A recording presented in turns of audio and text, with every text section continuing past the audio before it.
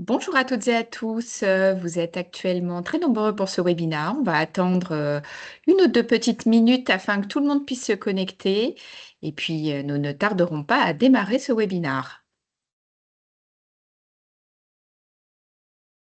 Alors peut-être qu'on peut juste profiter de ces quelques instants pour souhaiter à tous une bonne année, en espérant qu'effectivement elle sera, compte tenu du contexte politique, plus positive et que nous aurons effectivement dans le monde de l'emballage une vraie transformation. Alors là, effectivement, on est sur un sujet d'actualité, comme va l'expliquer Claire, et on est quand même très heureux de vous accueillir si nombreux pour ces rendez-vous d'information que l'on a de manière régulière.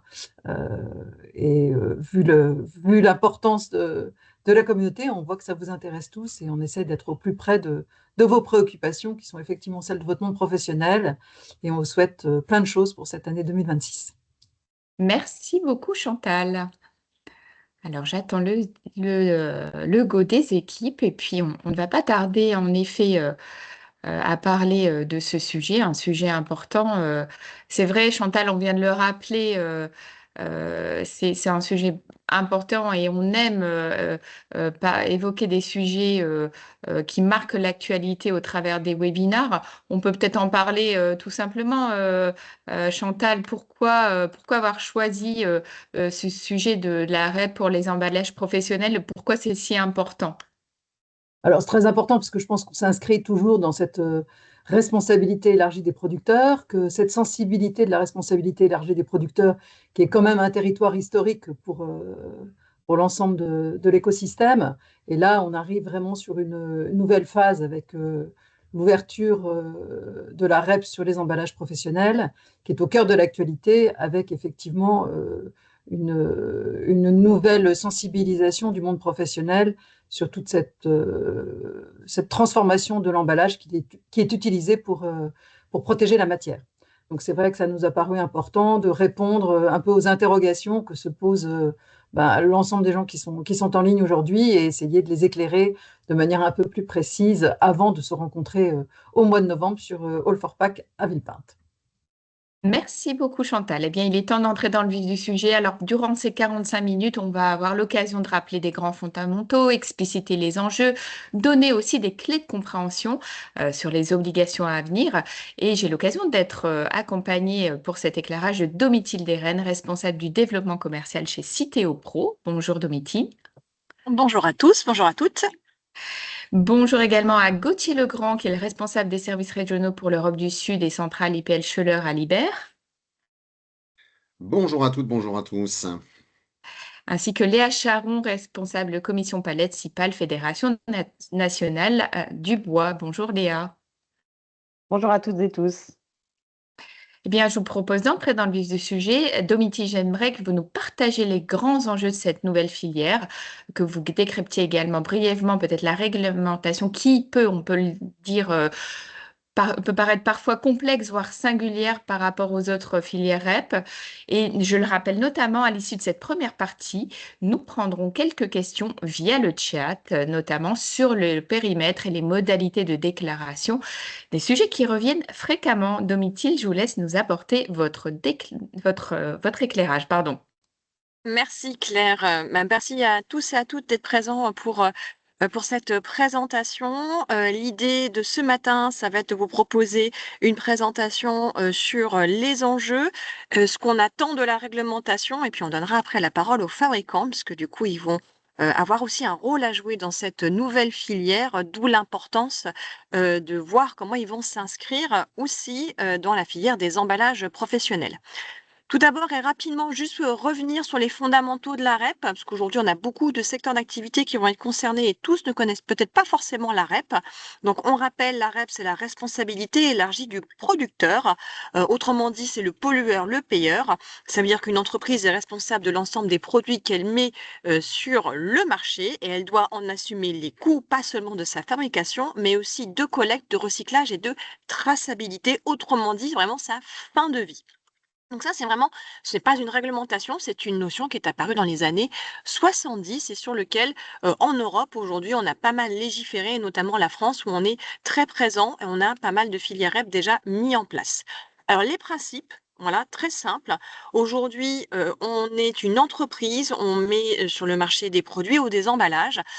Soit je peux mettre en place mon propre système pour dire, bah, je vais du coup gérer par moi-même la fin de vie de mes produits ou de mes emballages, ou j'ai une autre solution, je peux légalement transférer en fait mes responsabilités à un éco-organisme qui est à but non lucratif, pour lequel du coup on va venir payer ce qu'on appelle des contributions.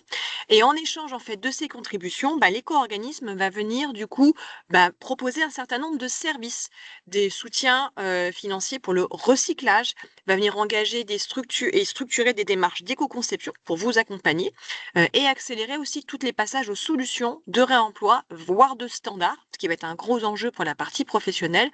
Tout ça, du coup, s'inscrit vraiment dans une logique de ce qu'on va appeler le 3R, réduction, réemploi, recyclage, et tout ça encadré avec une notion très importante qui est la prévention. C'est-à-dire que demain, les entreprises vont devoir aussi anticiper et mettre en place des stratégies autour de leurs produits et dans notre cas, sur les emballages, comment elles abordent le sujet emballage chez elles. Tout ça ne se fait pas tout seul, tout ça est encadré par l'État, puisque nous serons du coup des structures agréées par les pouvoirs publics et puis par le ministère de l'Environnement.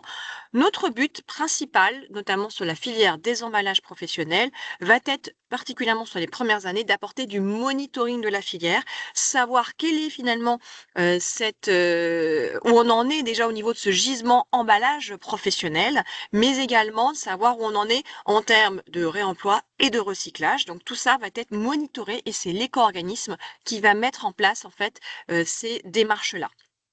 Alors, c'est pas nouveau, hein, certains peuvent se dire: «Oh là là, c'est quelque chose qui me tombe dessus». La REP, eh ben, pas du tout, hein, parce que finalement, on arrive à toute fin d'un cycle de grandes filières REP qui ont été mis en place. La première en 92 avec la filière des emballages ménagers, des plus récentes comme les piles, batteries ou encore le bâtiment qui sont arrivés récemment. Et enfin, terminée par celle des emballages professionnels qui, ce que l'on perçoit, va être une très grosse filière de par son gisement et par le nombre d'entreprises qui vont être concernées. Alors sur cette filière-là, c'est Citeo Pro qui va venir se positionner en tant qu'éco-organisme, hein, puisque du coup aujourd'hui on va parler de Citeo en tant que groupe. Vous connaissez certainement l'emballage ménager, vous avez tous un bac jaune chez vous, on est l'acteur historique sur le marché français de l'emballage ménager et des papiers graphiques et aujourd'hui on vient se positionner avec une nouvelle filiale dédiée à l'emballage professionnel. Nous avons déjà le statut d'éco-organisme parce que nous sommes agréés sur une toute petite partie de l'emballage professionnel qui était l'emballage de la restauration. Et donc demain, on vient demander l'agrément sur l'intégralité des emballages professionnels afin de gérer tous les sujets emballage, que ce soit ménager ou pro. Alors, la filière des emballages professionnels, revenir rapidement sur ce contexte, c'est important un peu de voir un peu ce panorama et rappeler qu'aujourd'hui, l'emballage professionnel, eh ben, ça va être un gisement qui va être beaucoup plus important que celui des emballages ménagers. Aujourd'hui, dans les emballages ménagers, on va plutôt être sur un gisement de 5 à 6 millions de tonnes, ce qui est petit comparé du coup aux 17 millions de tonnes de gisements mis en marché. Donc, quasiment 3 à 4 fois plus. Et surtout, ce qu'on va constater, c'est qu'aujourd'hui, on a des emballages à usage unique, mais on a aussi énormément d'emballages réemployés, réemployables. Une distinction aussi par matériaux, pas mal de bois, des papiers cartons, des plastiques et des métaux. Quand on va parler du coup des entreprises qui vont être concernées, et là c'est gigantesque, hein, parce que du coup on a affaire quasiment à tous les secteurs d'activité, l'emballage est présent partout, à tous les niveaux, que ce soit dans l'industrie, automobile, métallurgie, chimie, agroalimentaire, aéronautique et spatiale. Le tertiaire, toute la partie distribution, commerce, grossiste, toute la partie du BTP, la santé, pardon, la logistique ou encore toute la partie agricole. Donc vraiment des emballages qui vont se retrouver partout. Donc on aura un gros sujet d'aller adresser l'ensemble de ces secteurs d'activité. La question qui revient fréquemment et sur lequel les entreprises sont dubitatives souvent, c'est mais pourquoi est-ce que je dois commencer à travailler sur mes emballages professionnels? Parce que moi, j'ai déjà mis en place des sujets. Moi, je travaille déjà avec des opérateurs de déchets que je paye. J'ai peut-être déjà des solutions de réemploi. Qu'est-ce qui va changer en fait demain avec l'arrivée d'une filière REP? Et ça, c'est une question qu'on nous pose fréquemment. Eh ben, la première chose à garder en tête, c'est que du coup, cette filière va être encadrée par l'État, puisque c'est elle, en fait, qui va venir fixer des objectifs. Parce qu'aujourd'hui, peut-être que vous payez bien un prestataire, peut-être que vous avez déjà, en fait, des solutions de réemploi. Mais comment vous vous situez aujourd'hui? Est-ce que vous avez des marges de performance? Est-ce que vous êtes un bon ou un moyen élève? Comment on peut aujourd'hui améliorer et accélérer la transformation de ces emballages professionnels? Et c'est tout l'enjeu de la mise en place de cette filière REP, ce que je disais au démarrage, apporter du monitoring. Et donc, du coup, l'État va nous fixer des objectifs, que ce soit sur la partie du recyclage, mais aussi sur des objectifs de réemploi. Sur la partie du recyclage, on constate du coup des objectifs par matériaux, le carton et le bois qui sont déjà à l'objectif, comme on le voit à la slide, des objectifs qui ne sont pas atteints, comme les métaux ou les plastiques. Sur les métaux, c'est plus lié à un sujet de traçabilité, puisqu'on sait aujourd'hui que c'est des choses qui sont recyclables. À l'inverse, sur les plastiques, un sujet multiple de traçabilité, mais aussi peut-être de recyclabilité des plastiques en tant que tels. Autre sujet sur la partie du réemploi. Alors là, on a pas mal d'objectifs à aller atteindre et adresser en fonction des typologies d'emballage. Je vais y revenir après. Mais aujourd'hui, on a des objectifs qu'on peut voir ambitieux, notamment quand on regarde la deuxième ligne, emballage de transport et de vente pour le transport entre sites, entre Union européenne. Et ben là, on va avoir une obligation de 100% d'ici 2030 ou 2040. Donc vraiment des objectifs ambitieux. Si on doit synthétiser, 4 enjeux prioritaires, les plastiques, qu'on voit sur la partie recyclage, le réemploi, qui va être vraiment le nerf de la guerre, la traçabilité, savoir effectivement où est-ce qu'on aura de l'impact à aller apporter, le tri à la source. Quand on parle de recyclabilité, c'est mieux d'aller trier ces matières à la source. Et enfin, l'intégration de matières recyclées, parce qu'on sait aujourd'hui que si on parle d'économie circulaire, eh bien, il faut que ces plastiques fassent la boucle. Alors, on en est où concrètement aujourd'hui dans le calendrier? Aujourd'hui, on est sur un calendrier décalé. C'était prévu en janvier 2025 par la loi AGEC. Finalement, ça a été décalé en janvier 2026. Et récemment, en fin d'année, dans une réunion à huis clos, notre ministre délégué a annoncé le décalage à juillet 2026. Tout ça pour dire que vous n'êtes pas en retard. Aujourd'hui, on a enfin des textes qui vont permettre de structurer la filière, un décret qui vient définir vraiment les grands fondamentaux de la filière, un cahier des charges sur lequel les futurs éco-organismes vont pouvoir du coup répondre, voilà, et montrer leur capacité à aller gérer l'emballage professionnel sur le territoire français. Un arrêté de périmètre qu'on va venir décrypter qui va dire justement qu'est-ce que c'est qu'un emballage professionnel. Et gardez bien en tête que dans le calendrier, on doit nous déposer notre dossier d'agrément au 28 février 2026. Que la filière ne va démarrer qu'au 1er juillet 2026 de manière opérationnelle. Ça veut dire qu'en fait, les contributions ne seront dues que à partir du 1er juillet 2026.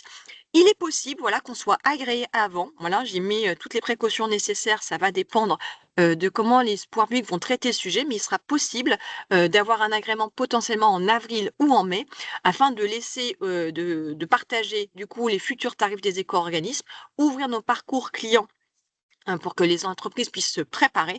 Tout ça sans rétroactivité jusqu'au 1er juillet. Donc ça, c'est vraiment un cadre. Ce n'est écrit nulle part. Voilà, c'est vraiment des choses qu'il faut suivre.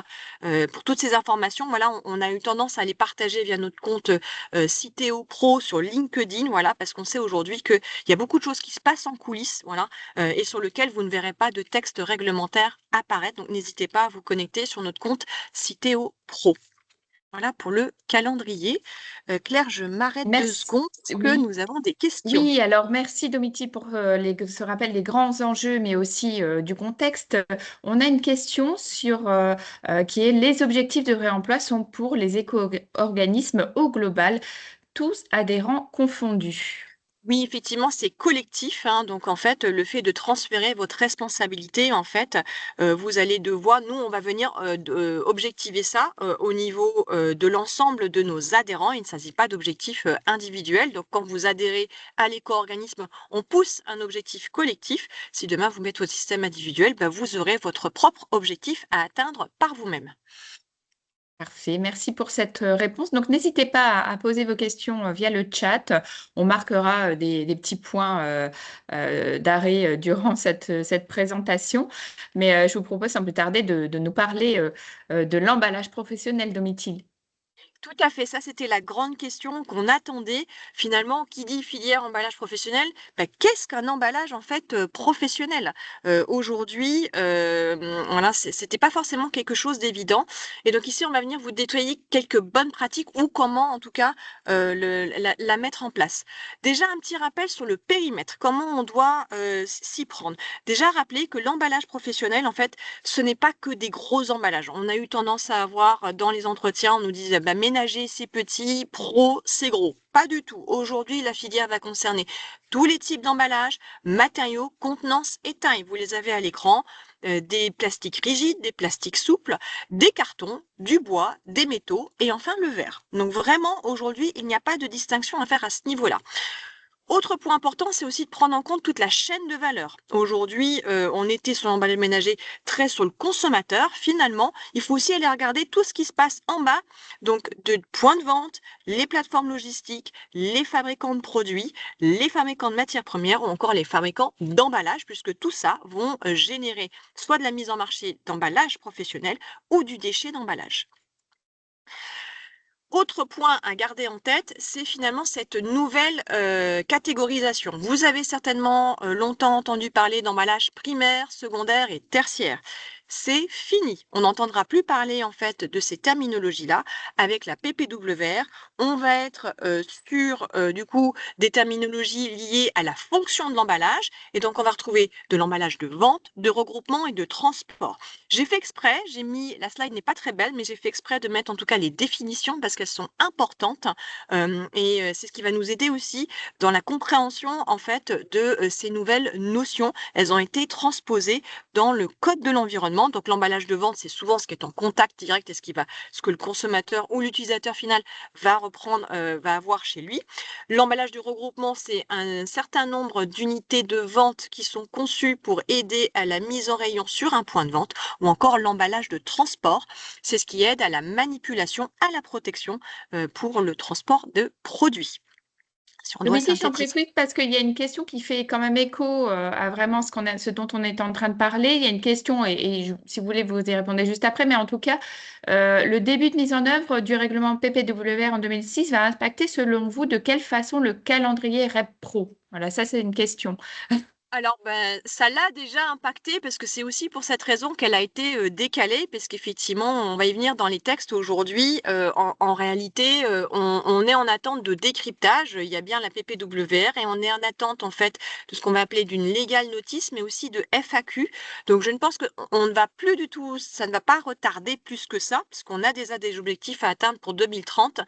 Et ce que disait notre ministre délégué, c'est qu'il était fort probable que si des textes définitifs ne sortaient pas, voilà, que la France se permettrait en tout cas de les partager avec les candidats à l'agrément pour que nous, on puisse effectivement tout de suite commencer sur les bonnes bases.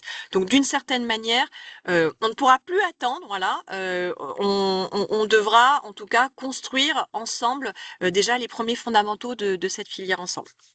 Merci beaucoup.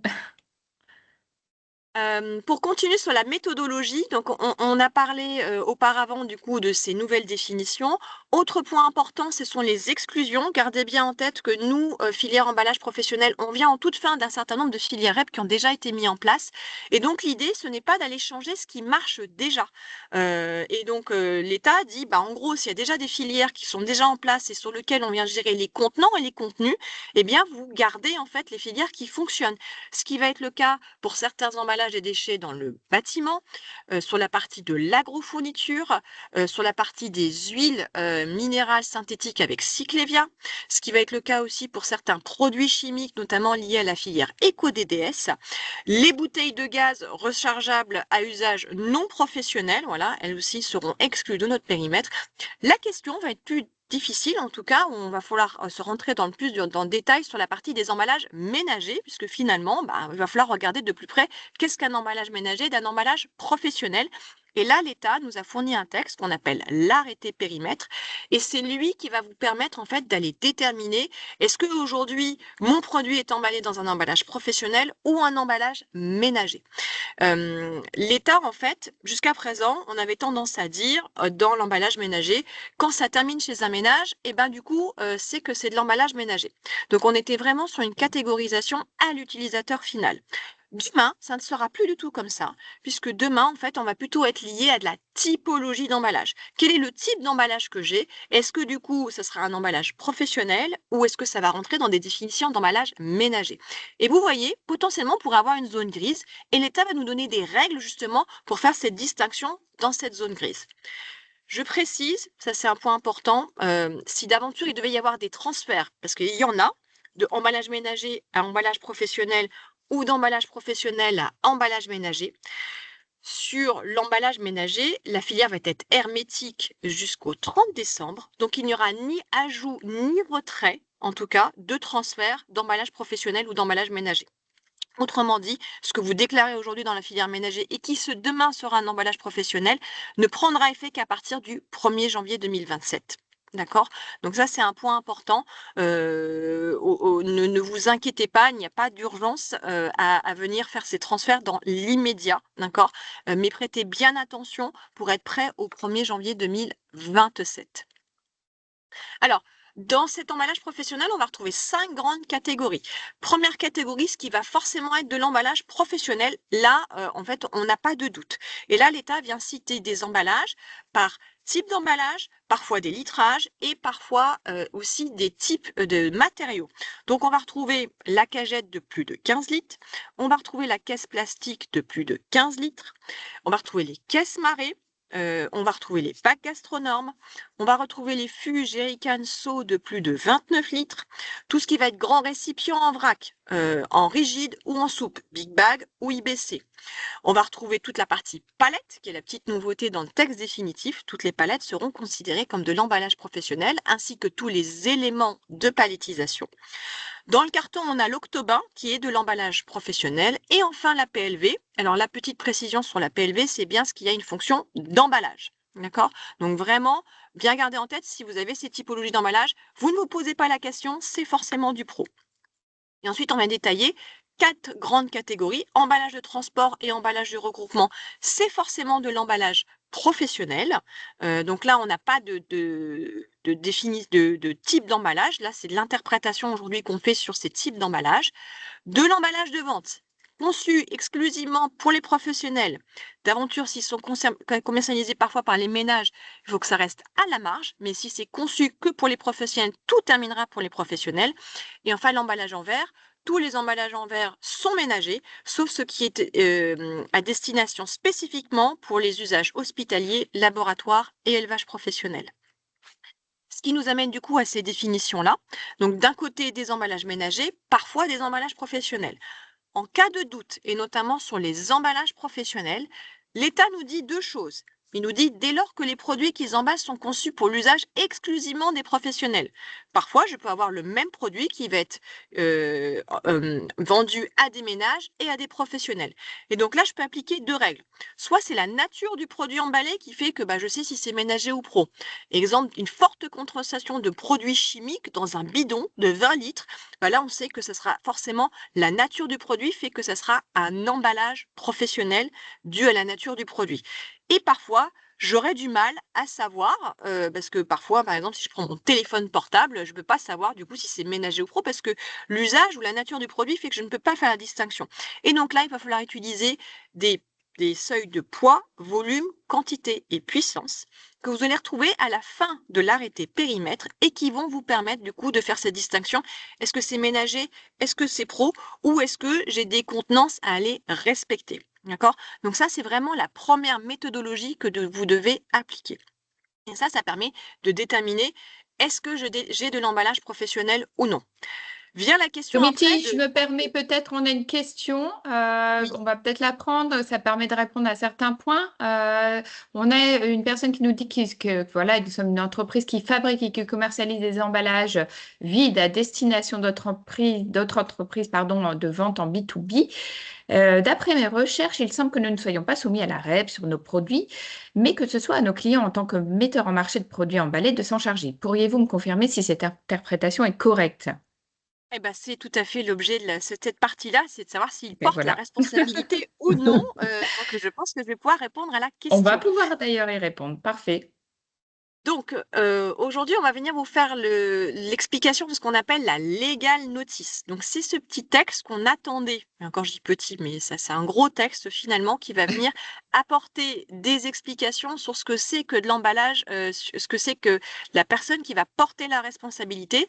On avait pas mal œuvré l'année dernière déjà par rapport à des rendez-vous. Du coup, on avait un peu du mal sur certains aspects, l'emballage de transport. Est-ce que du coup, j'en suis responsable ou non? Et bien, la legal notice, ce n'est pas le texte définitif, mais permet d'apporter un éclairage déjà pour savoir qui porte la responsabilité. Et on va vous en faire du coup l'explication. Sur l'emballage de transport, qui est vraiment aujourd'hui au cœur de l'attention, et c'est ça qui aujourd'hui nous posait problème, la legal notice va expliquer que l'emballage de transport, en fait, on va le déterminer en fonction de si c'est une forme finale d'emballage de transport ou une forme non finale. Donc, quand j'ai une forme finale d'emballage de transport, type ces deux types de palettes ou cette caisse que vous voyez à l'écran, là, la legal notice dit en gros, c'est le fabricant de l'emballage qui en est responsable. D'accord? Donc la question ne doit pas se poser. Donc sur un emballage de transport fini, comme la palette, c'est le fabricant de l'emballage qui en est responsable. Sauf si cette palette est personnalisée au nom, voilà, d'une entreprise. Mais si elle est standard, voilà, et qu'elle n'a pas de marquage, dans ces cas-là, ça sera bien au fabricant de la palette de la déclarer. De l'autre côté, eh ben, on va avoir des emballages de transport qui, en fait, en réalité, n'ont pas leur forme finale tant qu'on n'a pas emballé des produits. Ce qui va être le cas de carton qu'on va venir déplier, scotcher, ce qui va être le cas d'étiquettes qu'on va venir décoller et poser sur des emballages, ou encore un film qui va prendre en fait sa fonction d'emballage une fois qu'on l'aura palettisé et mis autour finalement de cartons et de palettes.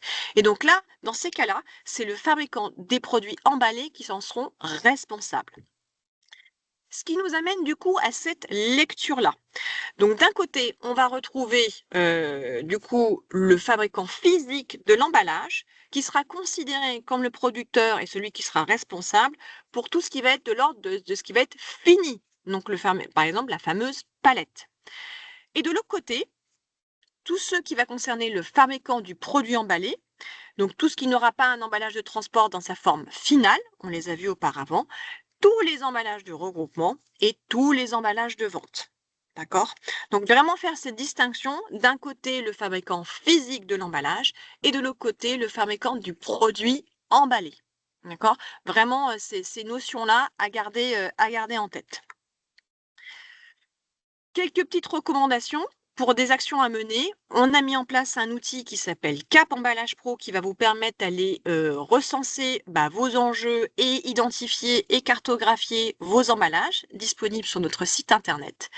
Quand on sera agréé, vous pourrez adhérer du coup à l'éco-organisme et avoir le fameux IDU qui est vraiment l'enjeu principal pour du coup justifier comme quoi vous avez bien mis en place votre système et vous aurez accès du coup à l'ensemble de notre portail client, voilà, qui permettra du coup d'avoir accès à l'ensemble de nos outils.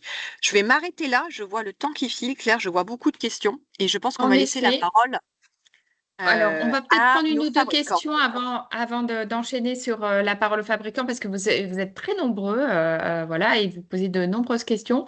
On y répond peut-être à une ou deux et puis ensuite on laissera la parole bien sûr à nos deux autres intervenants. Alors, on nous demande pour un groupe composé de nombreuses filiales en France, le groupe peut-il être mandataire pour les déclarations? cadre, les filiales ont des MDD spécifiques? Le groupe peut-il centraliser et décaler ces MDD sous un compte groupé ou faut-il obligatoirement un compte par filiale? Question Non, non, en assez fait, précise. oui, alors les deux solutions existent. Soit chacune des filiales, ça fonctionne les adhésions au numéro de SIRET. Donc, soit chacune va venir adhérer au numéro de SIRET, soit vous faites un contrat chapeau dans lequel, du coup, vous allez avoir des mandants à l'intérieur et chacune de vos filiales viendra déclarer au sein de ce contrat. Parfait.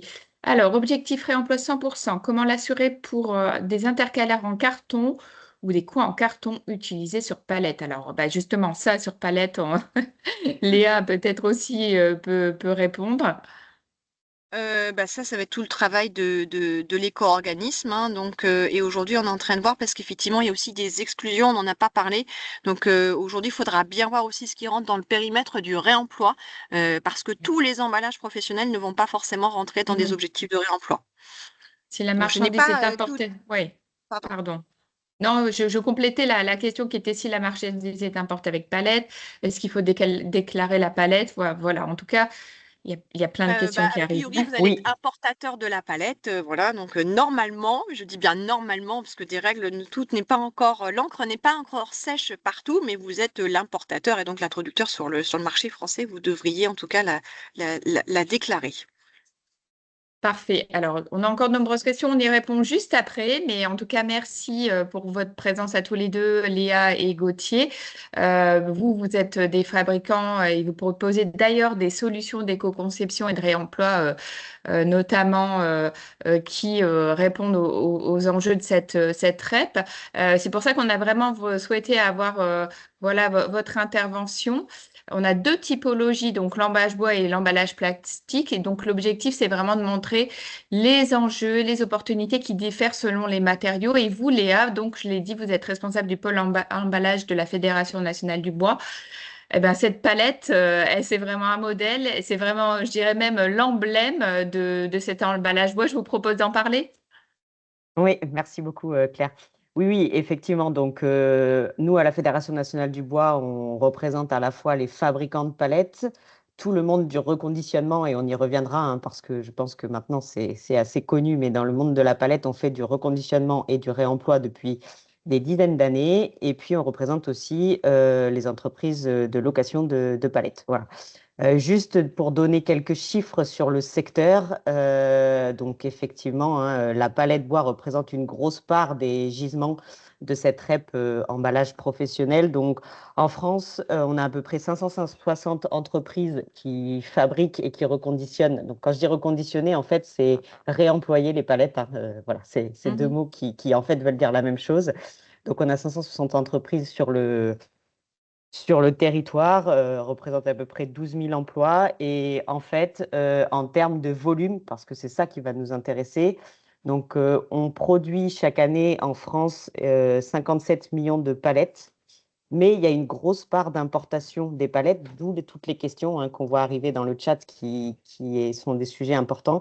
C'est-à-dire qu'on importe presque autant finalement de palettes, qu'elles soient chargées ou qu'elles soient vides, mais on importe presque autant de palettes qu'on en produit en France. Voilà. Pour donner un peu les grands chiffres, et puis on reviendra après sur les enjeux. Je vais laisser la Sur parole les à enjeux Gauthier. de Mm. la REP. Mais alors, Gauthier, vous représentez la filière plastique avec IPL Schoeller. IPL Schoeller, c'est le nom de la nouvelle entité issue de la fusion entre IPL, qui est un fabricant de plastique rigide, et Schoeller Laliber, qui est spécialiste des emballages réutilisables. Un petit éclairage du côté de la filière plastique. Merci Claire, bonjour à toutes et bonjour à tous encore une fois. Je ne pourrais que rebondir sur les propos de Dominique et de Léa, hein. Je dirais le réemploi, hein, c'est quelque chose que l'on connaît tous. Ce qu'on voit, c'est qu'il y a beaucoup d'engouement, en tout cas autour de cette REP, beaucoup de questions. Comme le disait également Domiti, il est vrai que le plus important, c'est d'anticiper, puisque les choses avancent vite. Nous, en tant qu'industriels d'emballage, de transport, mais également d'autres emballages, On va en effet oublier ces appellations d'emballage primaire, secondaire et tertiaire. Hein, c'est derrière nous maintenant. Donc, on va plutôt parler d'emballage de transport, mais également d'emballage de regroupement. Le plastique, aujourd'hui, compte tenu des enjeux majeurs, reste un pilier, bien entendu, de cette REP. Et toute la question aussi va se faire, ce qui est déjà le cas, je dirais, sur la palette bois, mais tous les enjeux qui vont se faire et toutes les opportunités que l'on voit tournent autour essentiellement de la standardisation des emballages. C'est aujourd'hui la voie que l'on porte, nous, en tant que fabricants d'emballages plastiques, mais d'autres industriels portent aussi cette voie, puisque c'est grâce à une standardisation, grâce à une harmonisation aussi de la communication entre les différents industriels, qu'on arrivera tous à atteindre les objectifs qui nous sont donnés par la législation. Parfait. Alors, j'aimerais maintenant avoir votre regard tous les deux, savoir comment vous percevez tout, voilà, l'arrivée de cette filière. Est-ce que vous pensez que c'est une opportunité pour le secteur? Est-ce que vous pouvez vraiment nous donner votre avis? Puis après, on parlera aussi des actions qui ont été mises en place par rapport à cette réglementation. Alors, Vas-y Léa, je te laisse commencer. ouais. Peut-être par rapport aux opportunités et aux enjeux. C'est vrai que cette filière REP emballage professionnel, elle a une particularité, c'est qu'en fait, il y a déjà beaucoup de choses qui se font dans les entreprises, et Domitille l'a souligné tout à l'heure, il y a déjà beaucoup de choses qui se font dans les entreprises en termes de gestion des emballages. C'est-à-dire que les enjeux ne sont pas les mêmes qu'à la création de la REP emballage ménager, où il y avait un gros enjeu de recyclage et de tri des déchets dans les ménages. Là, il y a déjà beaucoup de choses qui se font. Et il y a déjà des modèles économiques qui existent, notamment sur le réemploi et le recyclage, et notamment sur les emballages bois, dont la palette. Donc, en fait, en termes, pour revenir un peu sur la palette et sur les chiffres, hein, aujourd'hui, on a des taux voilà, on a des taux de réemploi dans la palette bois qui sont élevés parce qu'en fait, déjà, il y a le travail de standardisation a été fait depuis plusieurs années. Hein. Je pense que beaucoup autour de la table connaissent le standard de la palette Europe. On a aussi les palettes locatives hein, qui sont des tailles standards, mais aussi sur d'autres secteurs d'activité qui ont développé leur propre standard de palette. Donc, on a un travail de standardisation qui a déjà été fait depuis plusieurs années. Ensuite, en termes de réemploi, il y a un modèle économique qui existe. On est un des rares secteurs où depuis plus de 40 ans, on a des entreprises dont le métier, c'est de collecter les palettes chez les détenteurs de palettes, de les trier, de les réparer si nécessaire et de les remettre en marché. Ça, c'est lié au fait que voilà, la palette bois est constituée de planches et de clous. Ça reste relativement facile de les réparer pour les remettre sur le marché. Et on a un vrai modèle économique sur ce réemploi, ce qui fait qu'on atteint des taux de réemploi de palettes de l'ordre de 70%. Voilà ce qu'on peut dire sur donc les opportunités, oui, on a sûrement parce que ce qu'on a peut-être, Domitille l'a dit rapidement, mais il y a aussi un enjeu dans cette REP emballage professionnel qui est un enjeu de traçabilité des emballages. C'est vrai qu'on a du mal à savoir aujourd'hui quel est le nombre d'emballages professionnels qui circulent en France, etc. Donc ça, il y a un vrai enjeu et on a des marges de progression. Et là, il y a une opportunité avec la REP emballage pro. Voilà. Néanmoins, sur l'aspect réemploi et recyclage, on fait déjà beaucoup de choses.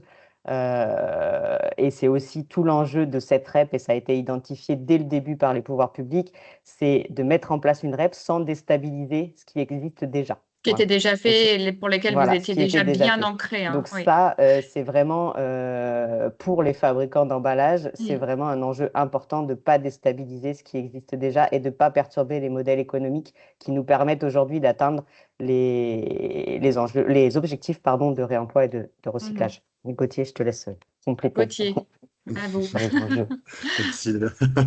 Non, mais je ne peux que rejoindre de toute façon les paroles de Léa. Il y a aussi pour nous, en effet, hormis ces enjeux de traçabilité haute, mais un réel enjeu d'accompagnement de l'ensemble des professionnels du secteur sur la définition de ces différents emballages.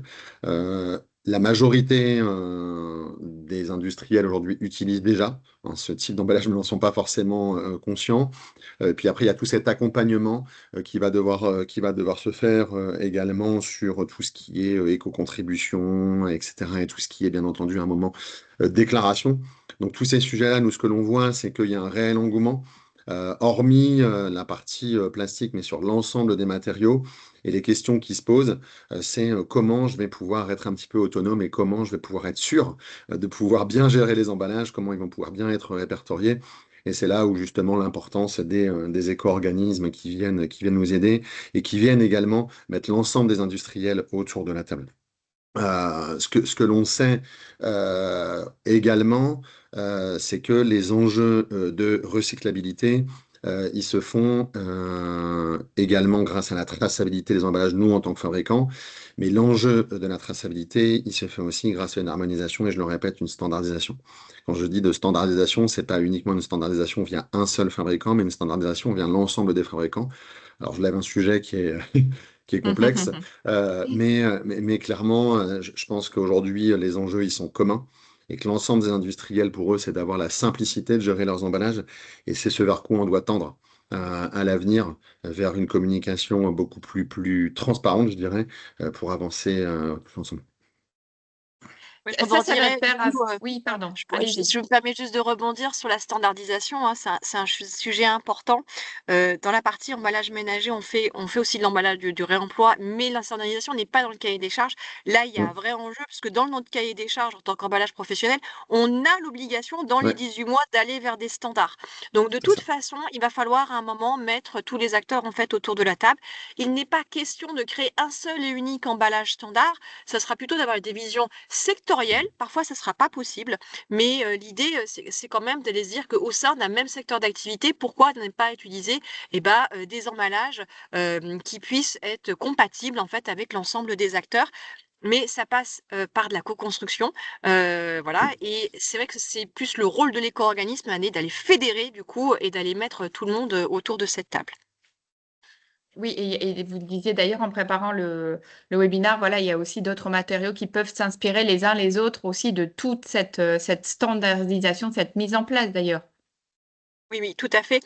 On n'a pas parlé, mais Gauthier l'a dit, la traçabilité. On parle de traçabilité de l'emballage, mais il y aura aussi toute la Mhm. traçabilité. Il va falloir créer un standard. Il ne faudra pas que chacun ait un QR code, un code barre. Enfin, on le voit aujourd'hui quand on va dans les relais colis, ils ont 40 zapettes. L'idée, ça sera Oui, quand même demain, pour Ouais. faciliter la vie à tous ces professionnels aussi, d'aller peut-être travailler sur des standards de traçabilité. Et c'est pour cette raison, par exemple, que nous, chez Citeo Pro, on a signé un partenariat avec GS1 pour nous accompagner sur ce standard. Et ça, c'est un gros enjeu aussi, c'est qu'on va travailler sur la forme de ces emballages, mais pas que. Il y aura aussi du coup toute cette traçabilité dans les QR codes où je ne sais pas quelle sera du coup la solution pour justement avoir la vie aussi de ces emballages et que ce soit pratique pour l'ensemble de la chaîne de valeur.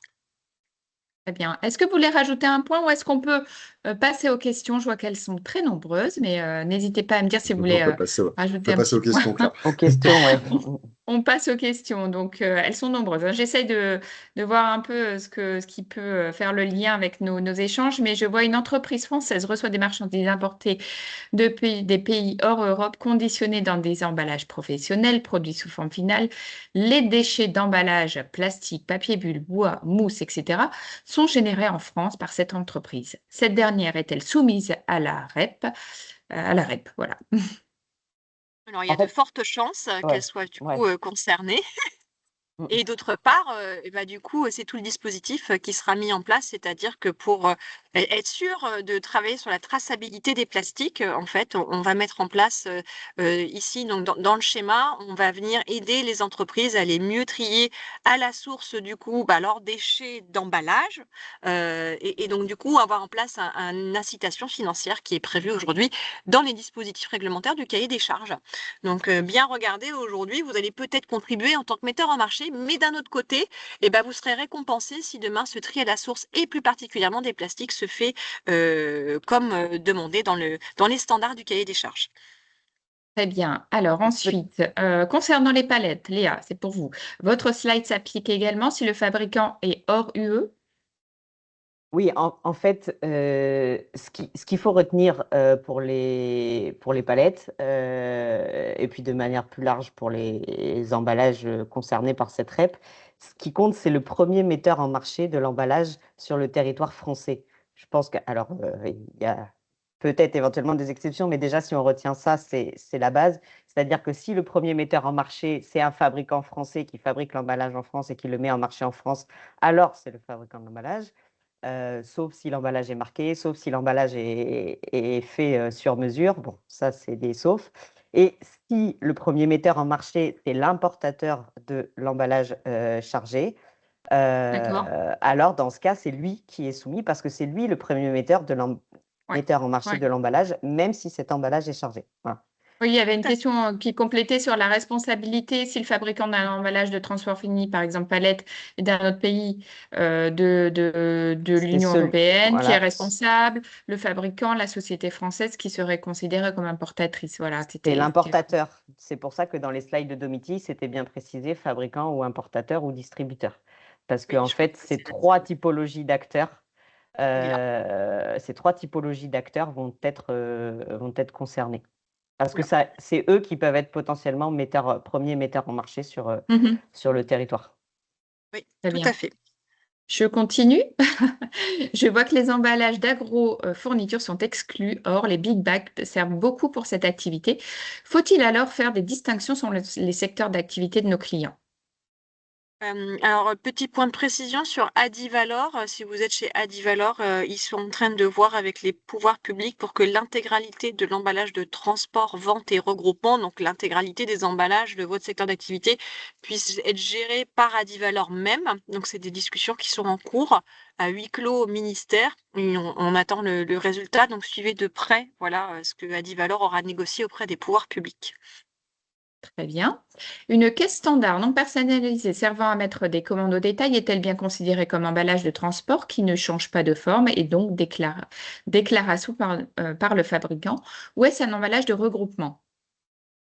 Alors, la caisse, alors c'est toujours pareil, il faut préciser en fait, la caisse, qu'est-ce que ça est-ce que ça emballe des Oui, produits et d'où elle c'est vient? ça. Voilà, il faut absolument apporter toutes les précisions pour être sûr de bien répondre, à tous ces cas, un peu au cas par cas.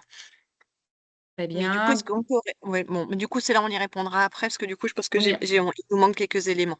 oui, il manque des éléments. D'ailleurs, j'en profite pour dire qu'on pourra aussi vous remettre à la fin, enfin après le webinaire, la présentation et notamment poursuivre les échanges pour ceux qui auraient des questions. On a une autre question pour les distributeurs d'emballage qui achètent des produits déjà conditionnés puis stockent et distribuent vers d'autres professionnels. Seront-ils soumis à la REP?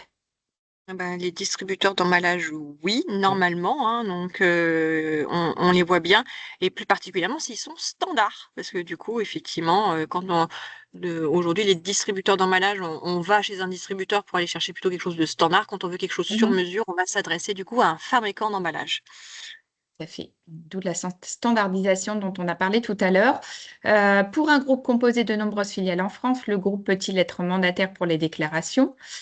Oui, on a eu Cadre la les... question On a tout à répondu ça ouais, déjà. Ouais, on a je eu, pense que ouais, ça on vient va. de me la remettre, mais on l'a eu tout à l'heure. Est-ce qu'on en a alors? Si l'emballage sur mesure assure une protection optimale, une standardisation accrue ne risquerait-elle pas d'être contre-productive sur le plan écologique, notamment en augmentant le taux de casse ou le besoin de calage supplémentaire? Ça, c'est pour Gauthier. C'est une grande question. Ouais. Euh, Merci Domiti de me la renvoyer. Euh, Pas évident, hein, pas évident d'y répondre, hein. Très clairement, j'entends en effet, et c'est cet ensemble de questions qui fait que aujourd'hui il y a un réel intérêt à en discuter tous ensemble. C'est pas encore tout à fait clair, mais je comprends votre question. En tout cas, Alors, une nos chose est collègues. sûre, c'est qu'il va falloir Oui, jauger, en tout cas, Oui, entre le produit et l'emballage, hein. On va c'est sûr. souvent Ouais. parler du couple produit-emballage. Si demain, le but, c'est d'aller vers des emballages, voilà, qui cassent les produits à l'intérieur, en termes d'impact environnemental, ça n'a plus de sens. Donc, bien entendu, il faudra faire très attention aussi, Ah, pour bien que évident. demain, l'emballage qui sera cet emballage standard corresponde bien, à la protection que les produits nécessitent. Et si ce n'est pas possible, ce qui va être le cas dans certains secteurs d'activité, parfois dans l'aéronautique ou même dans le partie santé, on le voit, en fait, il y aura des choses, ça ne sera pas possible et donc ça ne sera pas au détriment, en tout cas, des produits. Donc ça, c'est vraiment quelque chose sur lesquels nous, éco-organismes, on doit prêter attention. Réemploi, standard, oui, mais quand dans la mesure du possible, avec toutes les contraintes du secteur d'activité. Ok. Je vous propose de répondre à 2 dernières questions. Voilà, on collecte des bidons fûts et IBC pour faire du réemploi. À partir de quand rentre-t-il dans le circuit court? Pourriez-vous redéfinir le circuit court? Alors, redéfinir en 10 secondes. Alors, le circuit court, qu'est-ce que vous appelez le circuit court? C'est-à-dire qu'en fait, vous faites de la reverse logistique, c'est ça que je C'est pas comprends. Donc, clair. c'est une boucle fermée, c'est ça? Donc, ça serait une boucle fermée. Pareil sur les IBC, attention, aujourd'hui, on va bien distinguer les IBC qui vont contenir des produits dangereux ou non. Aujourd'hui, autant sur la partie non dangereux, il y a du réemploi possible dans certains secteurs d'activité. Le sujet va être plus complexe dès lors que les IBC contiendront des produits dangereux. On a notamment des questions de nettoyage et être sûr en tout cas que la boucle fonctionne bien. Voilà. Et aujourd'hui, notre recommandation, c'est que ça se va bien sur une boucle fermée, pas de boucle ouverte sur de l'IBC qui contient des produits dangereux. Mais tout ça, ces sujets-là seront abordés du coup lorsqu'on commencera des groupes de travail sur les typologies d'emballage et voir quelle est la faisabilité de réemploi et à quel niveau, en tout cas, pareil sur la chaîne de valeur. Ok. On a une question sur le marquage, notamment le marquage obligatoire sur les cartons d'emballage. Est-ce qu'il y a une harmonisation européenne qui est prévue? Est-ce qu'il y aura besoin de mettre des marquages spécifiques comme c'est le cas sur les emballages ménagers? Oui, alors je pense Ouais. qu'on fait référence ici à l'infotri. Alors l'infotri, celui-ci, il n'est pas question d'infotri sur les emballages professionnels. Néanmoins, gardez en tête qu'il est possible qu'il y ait une sorte de logo qui soit apposé, donc ce ne sera pas un infotri, mais sur tous les systèmes de réemploi, voilà, pour dire que l'emballage est réemployable. Et ce, je pense à partir de 2028 ou 2030, voilà. Donc c'est des choses, voilà, sur lesquelles l'Europe est toujours en train de travailler. C'est ça, sachant que ça, c'est un sujet qui n'est pas lié que à la REP. Là, on touche à un règlement européen sur les emballages de manière plus large, le fameux PPWR, où effectivement, on attend encore des précisions sur les obligations de marquage, quels que soient les types d'emballage. Donc, comme dit Dominique, il est possible que, mais on ne Tout sait à pas fait. exactement. Voilà. Mais pas d'infoterie, voilà, ne stressez pas, il n'y aura pas Non. d'infoterie. Je sais que ça a été quelque chose de compliqué, l'infoterie. Allez, je ne vais pas faire de jaloux, je pose la toute dernière question. Une caisse standard non personnalisée servant à mettre des commandes au détail, caisse plastique dure dans laquelle on met des produits emballés, activité de grossiste alimentaire, volume de caisse de plus de 15 litres, est-elle considérée comme emballage de transport qui ne change pas de forme et donc déclaration par le fabricant ou est-ce un emballage de regroupement? Alors là, il y a trop d'informations, il va falloir que je me Oui, il y a pose. beaucoup de choses. Allez, on Voilà. peut partir sur la caisse standard non personnalisée, peut-être. Est-ce que vous avez des choses à apporter? Est-ce qu'il y a une déclaration à Je vois faire? je vois une dernière question sur la REP de la restauration. Quand même, on peut en parler parce que du coup, nous sommes agréés sur la REP de la restauration. Celle-ci va s'éteindre au profit de l'emballage professionnel. Donc, pour le moment, elle est existante au moins jusqu'au 1er juillet 2026. Voilà. Et vous serez du coup Oui. dans l'obligation, en tant que adhérent de la REP restauration, de refaire un nouveau contrat parce que ce n'est pas le même agrément. Voilà. Par contre, tous les travaux qui auront été initiés sur l'emballage de la restauration ne seront pas perdus. Et bien entendu, ils vont se poursuivre. Mais vous, voilà, vous allez vous défaire de votre contrat emballage de la restauration au profit de l'emballage professionnel. Eh bien, merci beaucoup. Les questions ont été très, très nombreuses. Vous avez été nombreux à nous suivre. Peut-être un mot, quelques points clés à retenir, Domiti en particulier, par rapport à tout cela et ce calendrier, voilà, Oui. cette échéance, je dirais, qui arrive. Alors déjà, rappeler rapidement qu'aujourd'hui, on ne traite pas qu'au niveau national, qu'on est sur une filière européenne et donc du coup, aujourd'hui, on travaille aussi le sujet au niveau européen grâce à une coalition européenne d'éco-organismes auxquels on participe à des groupes de travail. Moi, j'ai participé sur celui du producteur, prochainement sur celui du réemploi. Donc, c'est important d'être aligné avec nos voisins européens. Je vais surtout parler de ce parcours. Voilà, aujourd'hui, il faut pas tarder. Voilà, n'attendez pas que la REP arrive. Il faut vraiment travailler votre sujet en interne. Si vous voulez rentrer plus dans le détail, nous avons des cafés pro, des séances de 1 heure, max 15 personnes. Venez poser toutes vos questions lors de ces échanges. Téléchargez notre outil Cap Emballage Pro pour déjà recenser vos emballages professionnels et adresser le sujet en interne chez vous. Consultez nos FAQ. Elles ne répondront pas à toutes vos questions, mais au moins elles vous guideront. Notre newsletter, voilà, venez vous infuser sur le sujet. Voilà, on a pas mal d'articles sectoriels. Voyez un peu ce que déjà on entend sur l'emballage professionnel par secteur d'activité. Et comme je l'ai dit, point important, beaucoup de choses se passent en coulisses. Donc vraiment, venez regarder notre compte Cité au Pro pour un peu avoir de la visibilité sur le calendrier, les outils, les webinaires ou ne serait-ce que notre date d'agrément. Eh bien, merci beaucoup. Alors, Chantal, on vient de voir, hein, c'était un webinaire très riche. On pourrait, je pense, y passer toute la matinée, tant les sujets sont nombreux, les questions ont été nombreuses. Peut-être un petit mot de conclusion.